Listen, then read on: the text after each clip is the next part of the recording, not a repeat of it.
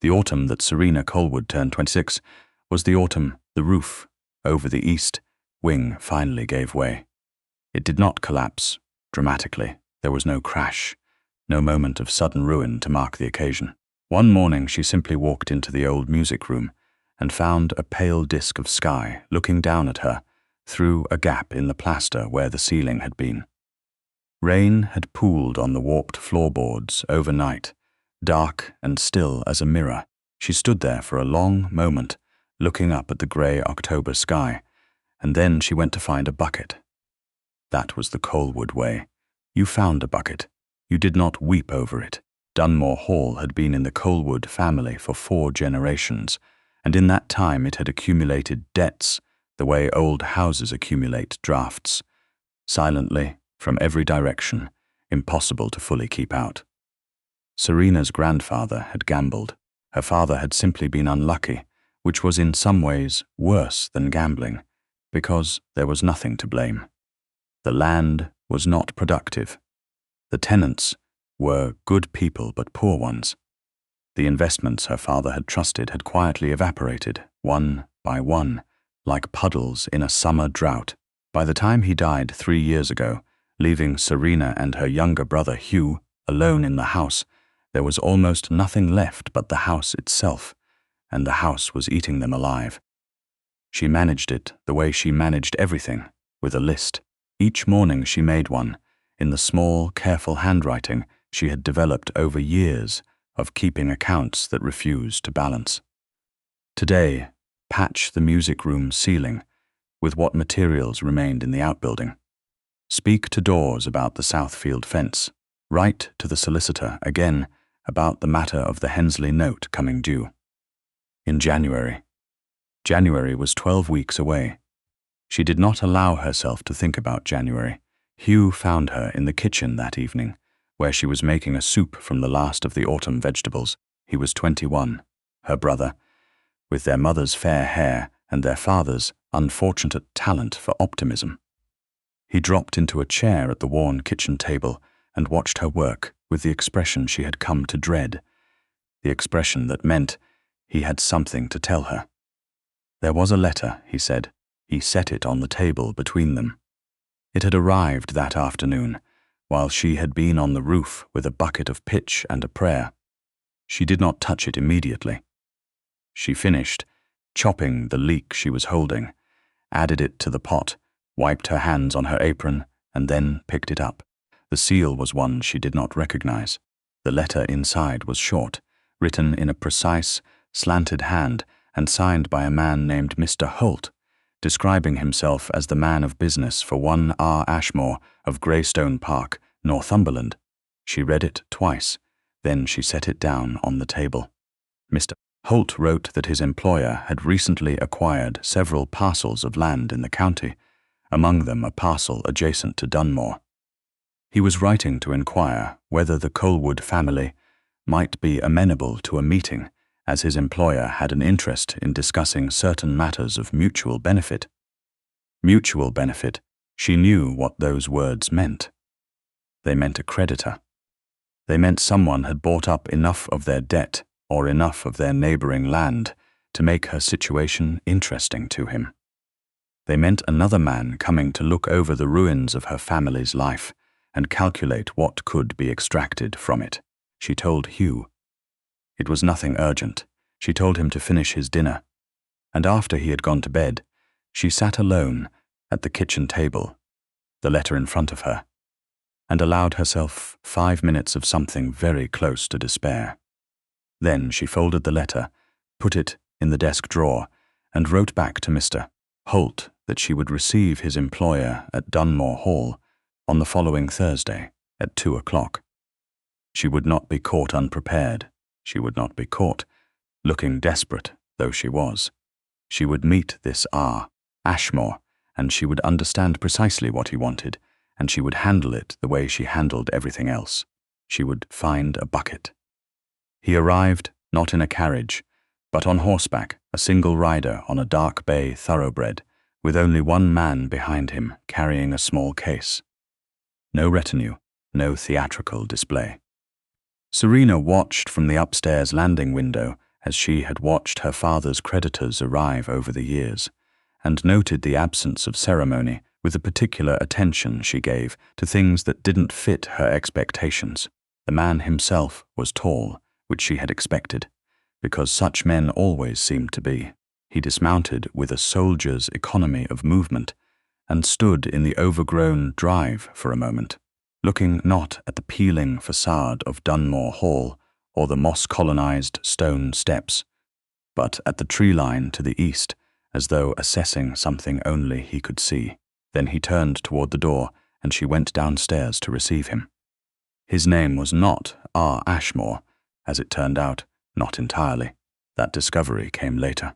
At the moment of introduction, he was simply a man with the kind of face that had been made for severity. A sharp jaw, a mouth that seemed to have forgotten the shape of a smile, and eyes that were not grey, as she would have expected from such a man, but a clear, startling green like water over pale stone. He was perhaps 35, and he held himself with the particular stillness of someone who had learned a long time ago that other people moved first. He inclined his head, Miss Colwood. She gave him the curtsy that the occasion required, no more and no less than that. Mr. Ashmore, she gestured toward the sitting room, which she had prepared with ruthless efficiency, the best of the remaining furniture, a fire that she had allowed herself, a full hour's extra wood to maintain, the silver tea service that had somehow survived every auction. Welcome to Dunmore. He sat. He accepted tea. He did not look around the room the way some of them did, cataloguing the gaps on the walls where paintings had been sold, the faded rectangles on the carpet where furniture had stood until it hadn't. He looked only at her. She found that more unsettling than the cataloguing would have been. He asked about the estate with the directness of a man who considered small talk a waste of both their time. The acreage under cultivation, the state of the tenancy agreements, the nature of the debt held by Hensley's solicitor. She answered him with the same directness. She had the numbers ready. She had always had the numbers ready. The numbers were the only thing she could control. When she had finished, he was quiet for a moment. Then he said, "The Hensley note is not the only debt against this property." "No," she agreed. "It is simply the most pressing." He named a figure. It was the total, the true total, which she had never spoken aloud to another person, because speaking it aloud made it real in a way that the neat columns in her ledger did not. She heard it in his voice and felt the floor shift beneath her, just slightly.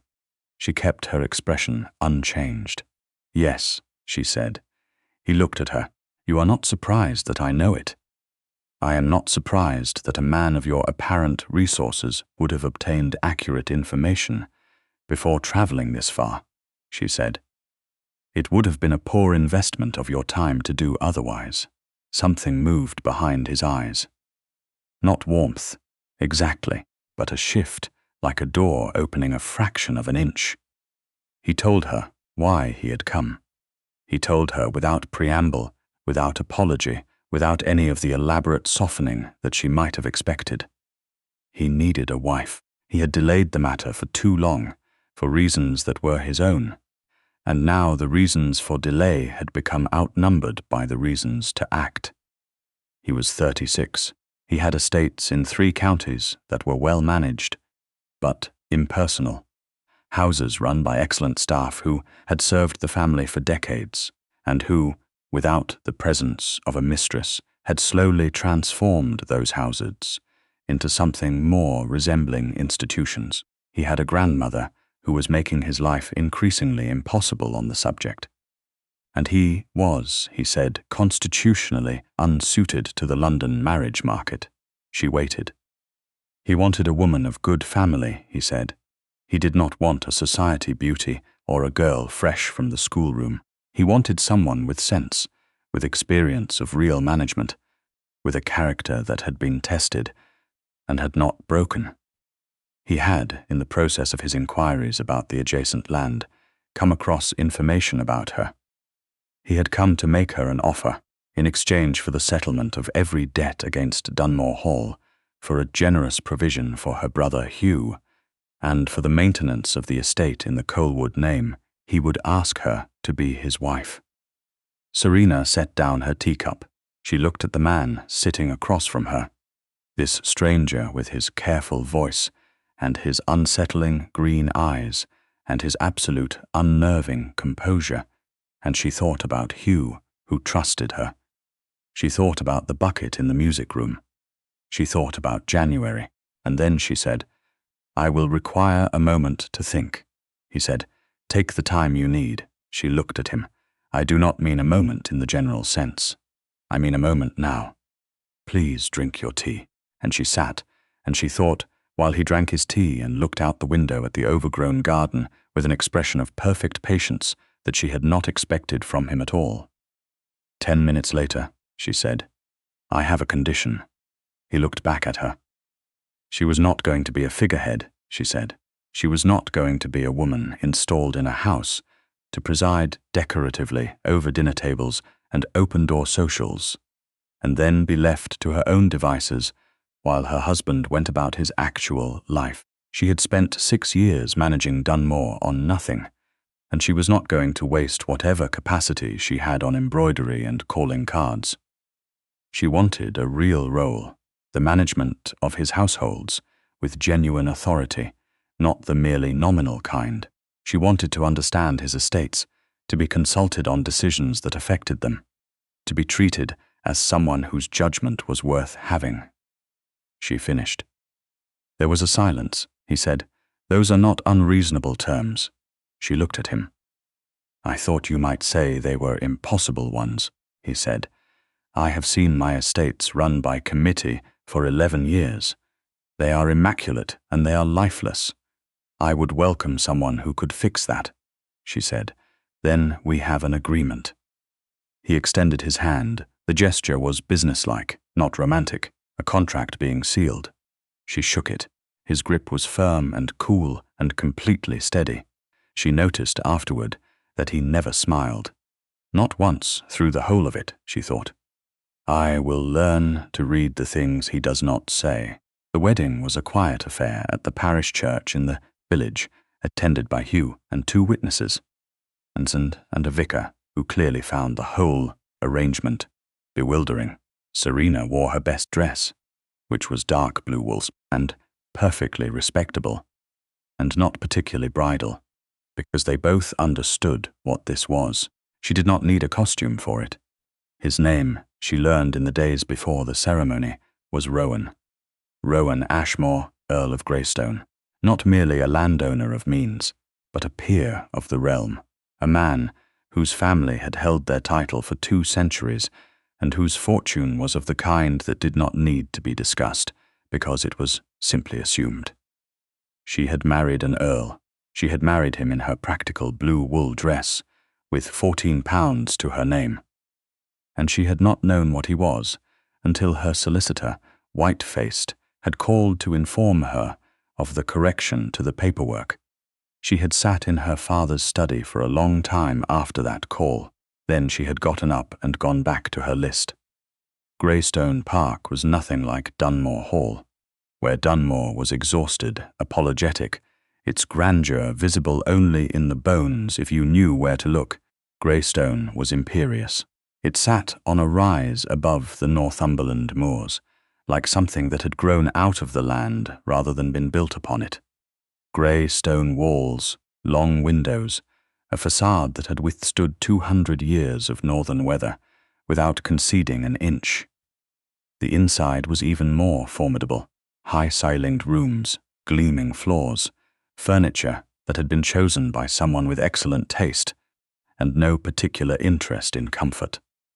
Staff who moved through the corridors with the efficiency of a military unit and the warmth of a well-oiled door. The housekeeper, a woman named Mrs. Cliff, received Serena with absolute correctness. Every courtesy was observed, every courtesy, nothing more. Serena understood what she was being told. This house ran without her. This house had always run without her, and this house would continue to run without her. should she choose to permit it. She chose not to permit it. She spent her first week reading. Not novels, she had no patience for that just now, but the household accounts, going back 4 years, the estate management ledgers, the maintenance records, the correspondence with the farm tenants. She read them in the library, which was the best room in the house, a 2-story space lined with books, in a state of such perfect order that it had clearly never been inhabited by anyone who actually read for pleasure. Mrs. Cliff found her there at the end of the first week, and informed her, with the tone of someone delivering a minor observation, that it was traditional for the lady of the house to take her afternoon calls in the morning room. Serena thanked her and continued reading. On the 9th day, Rowan appeared. He came into the library in the late afternoon, when the light was going golden through the tall windows, and found her with a set of drainage surveys spread across the reading table. He stood in the doorway for a moment, looking at the papers rather than at her, before he came fully into the room. "You have been asking Mrs. Cliff for the farm accounts," he said. She looked up. She had. "Did you want her not to give them to me?" A pause. "No." He pulled a chair and sat, not across the room, but near enough that they were having a conversation rather than conducting one. His green eyes moved over the surveys on the table. "You found the drainage problem." She had. The eastern tenant fields had been flooding every spring for 3 years, apparently. The repairs had been estimated and re-estimated and never executed. She said, "The delay is costing you more than the repair would, and the Tanner family has been losing 1/3 of their yield each wet spring because of it." He was quiet for a moment. Then he said, "I have been meaning to address it." "You have been meaning to," she said, not unkindly, "for approximately 2.5 years, based on the correspondence." Something shifted in his expression. Not offense, exactly.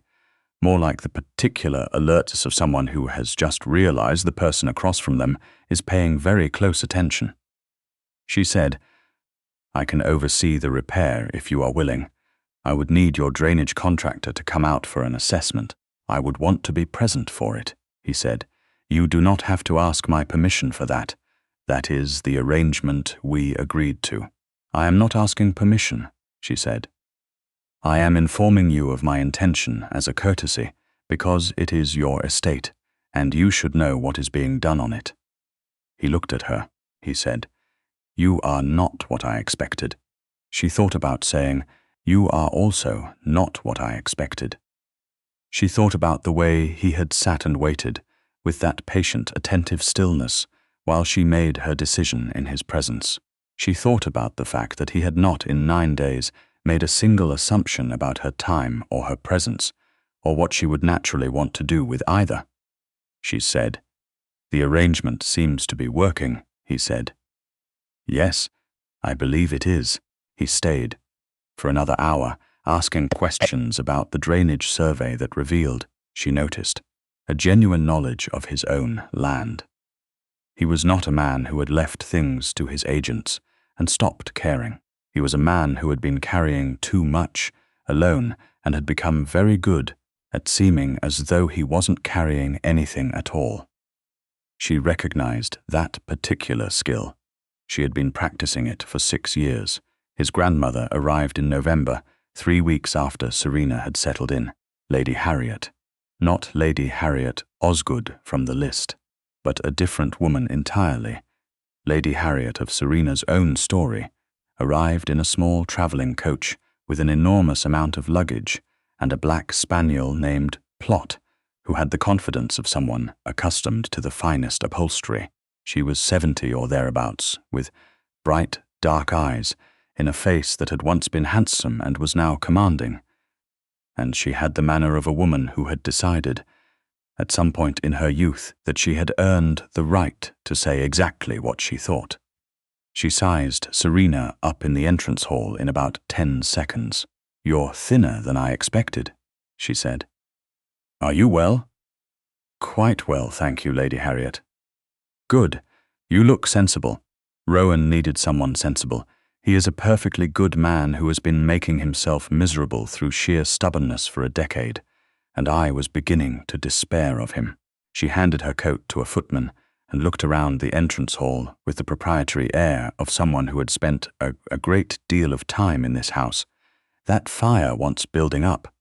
Tell me, has he shown you the south gardens? Not yet, Serena admitted. No, he wouldn't. He avoids them.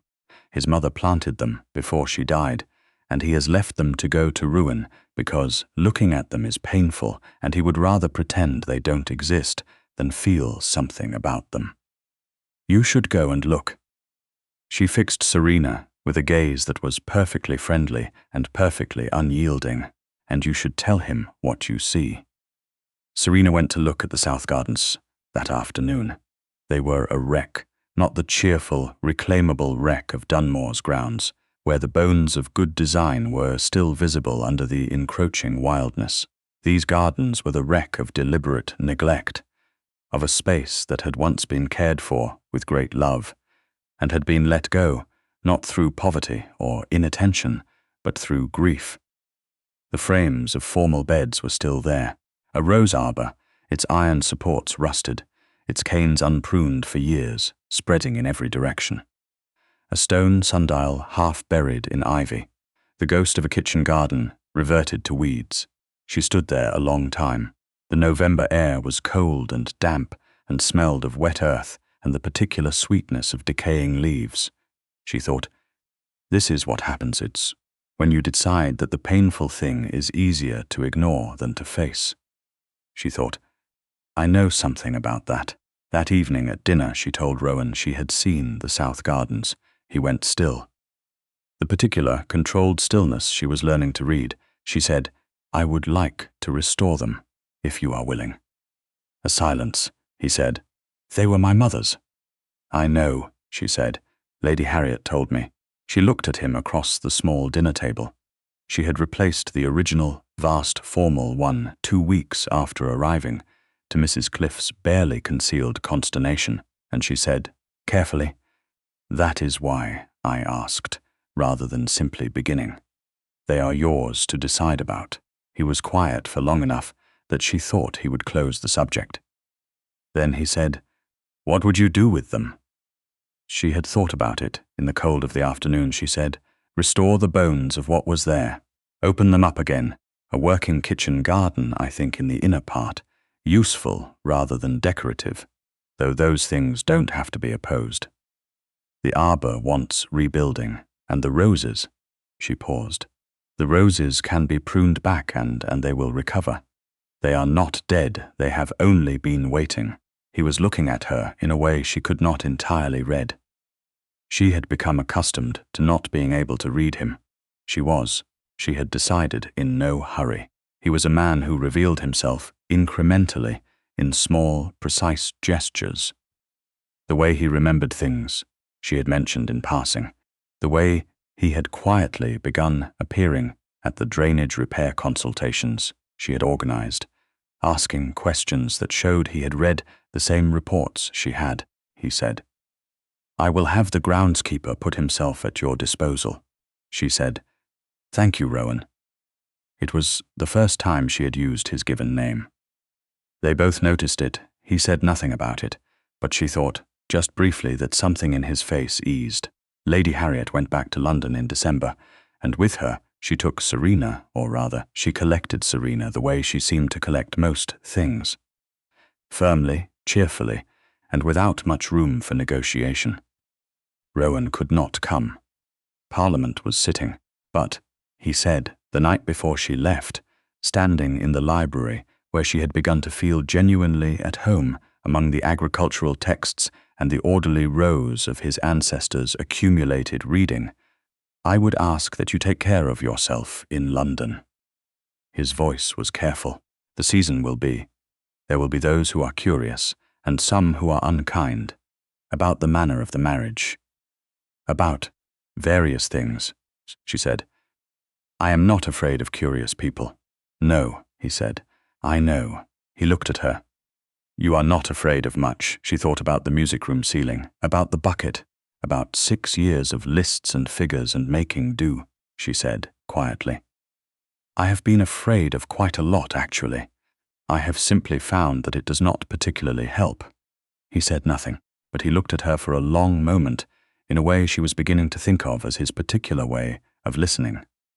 Not with his ears, but with his entire, focused attention. He said, "Good night, Serena." "Travel safely," she said, "good night," and meant rather more by it than the words alone. London was not what she had expected, though she could not have said precisely what she had expected. The sheer density of it, the noise, the smoke, the perpetual motion of it, was a shock after the particular silence of Greystone. Velmore House.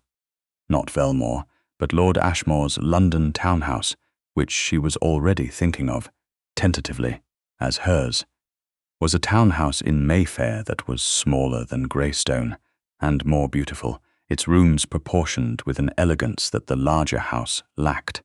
Lady Harriet installed herself in the best guest suite and immediately began to arrange Serena's social calendar with the authority of a general mapping a campaign.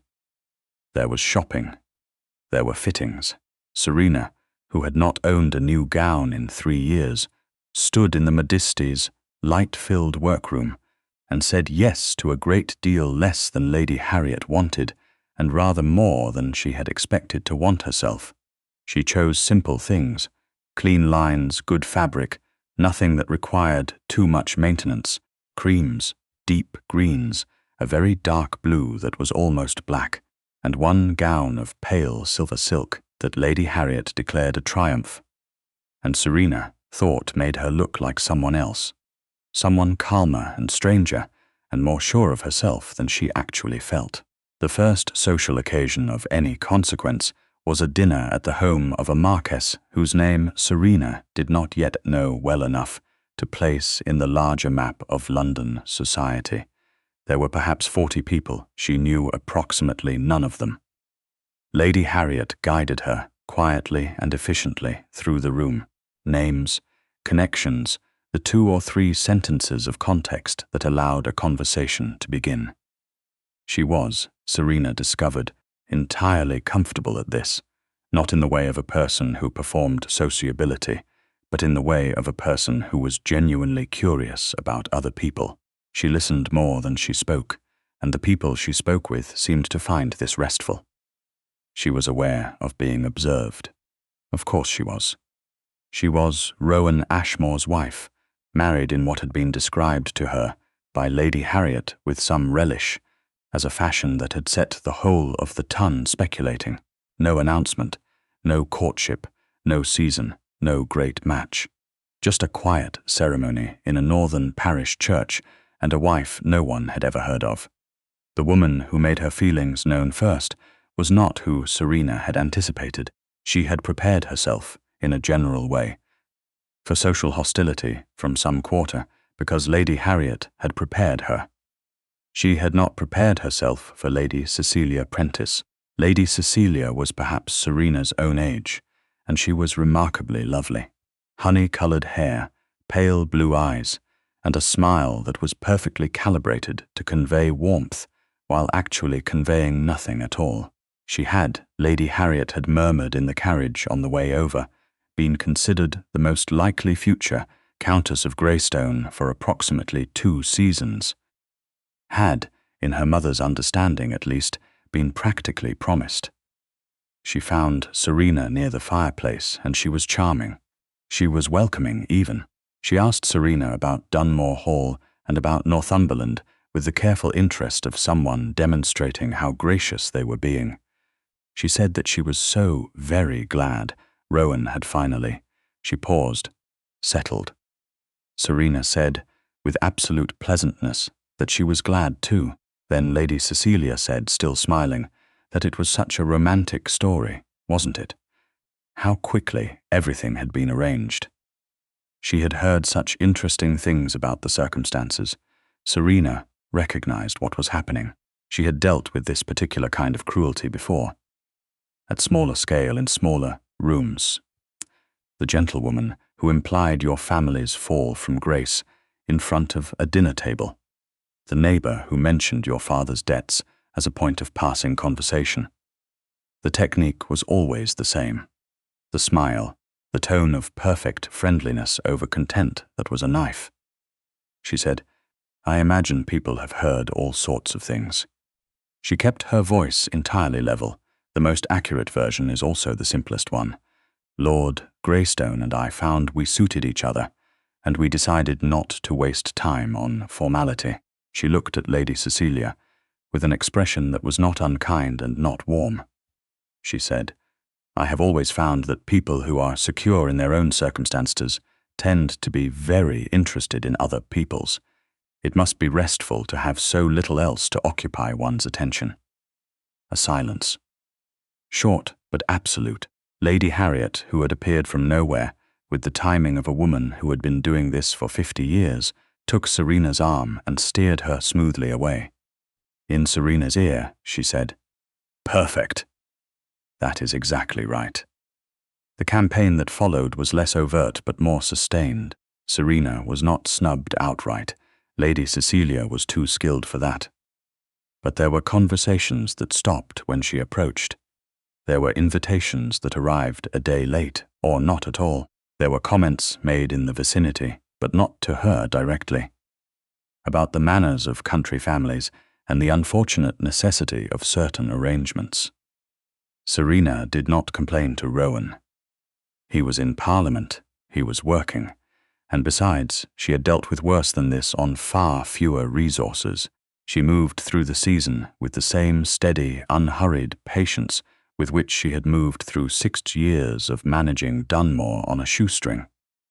Adapting, observing, learning, finding the people whose company was genuine rather than performed. And she did find them, a small number of people who were interested in her for the same reason she was interested in them, which was that they had actual things to say.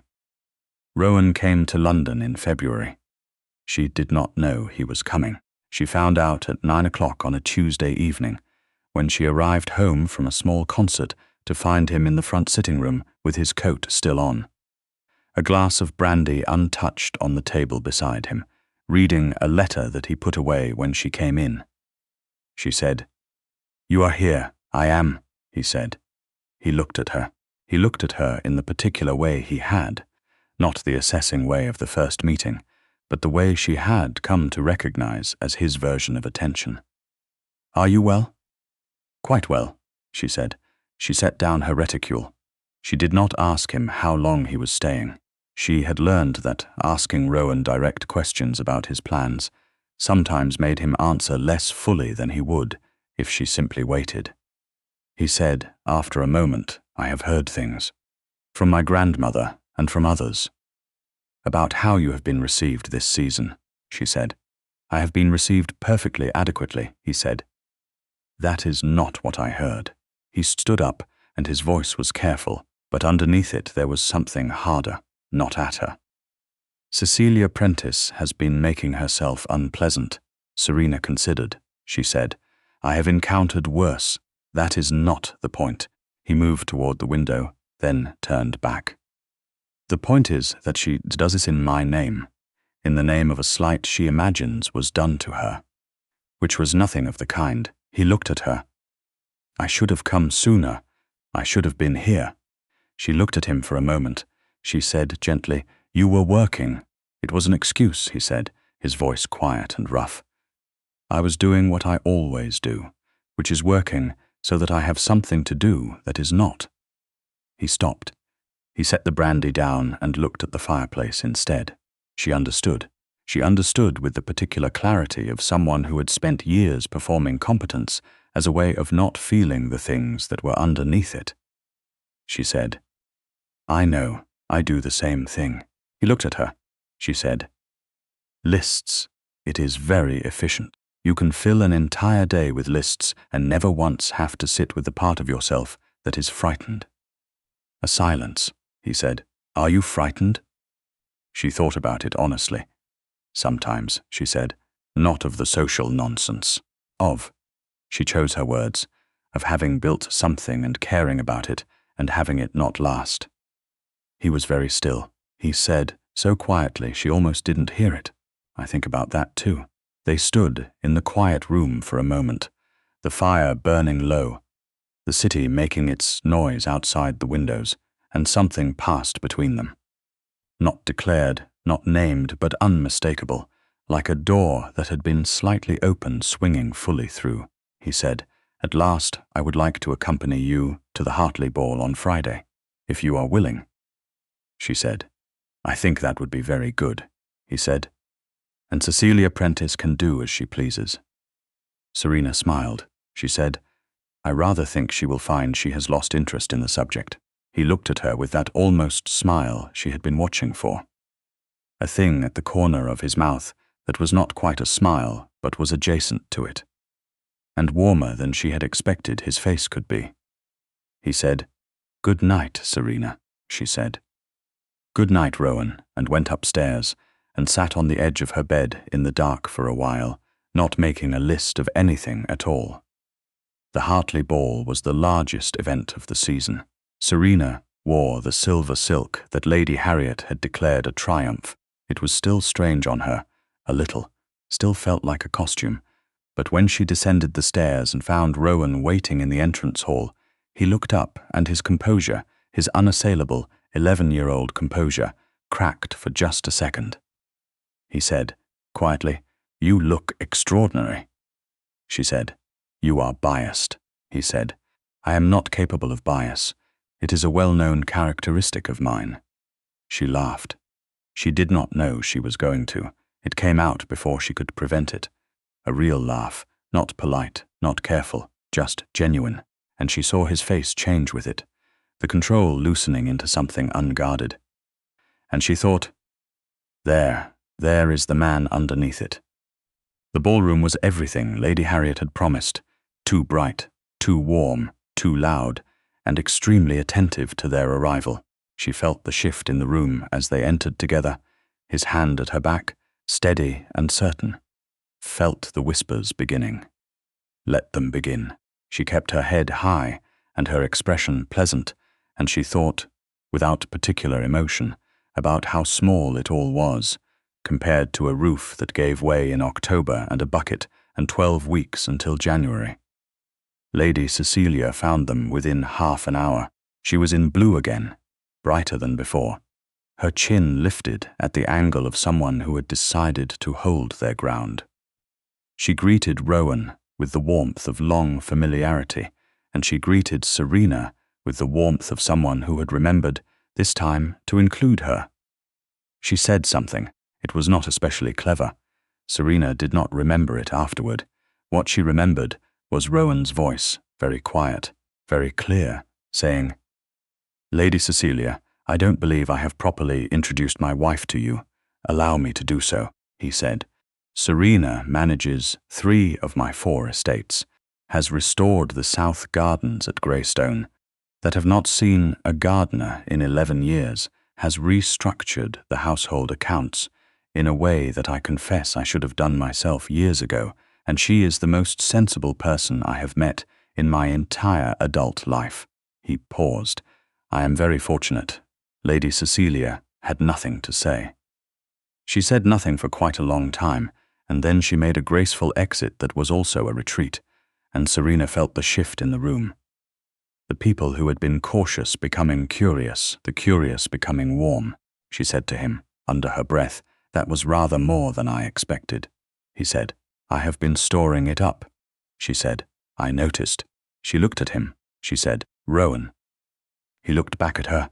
She said quietly, "Thank you for seeing clearly." He said, "You made it easy. You have been standing in plain sight from the beginning." He offered his arm, and she took it, and they walked together into the center of the room.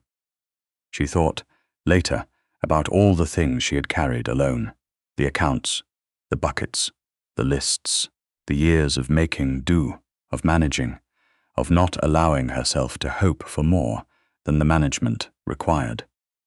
She thought about the woman who had watched a creditor's carriage come up the drive and had prepared herself with great practicality for the worst. She had been right that it was a transaction. She had been wrong that transactions were all that it could become. Life she was learning, had a way of exceeding even the most sensible of its arrangements, if you gave it room enough and time enough, and if you were willing, as she had always been, to tend carefully to the things that were worth growing.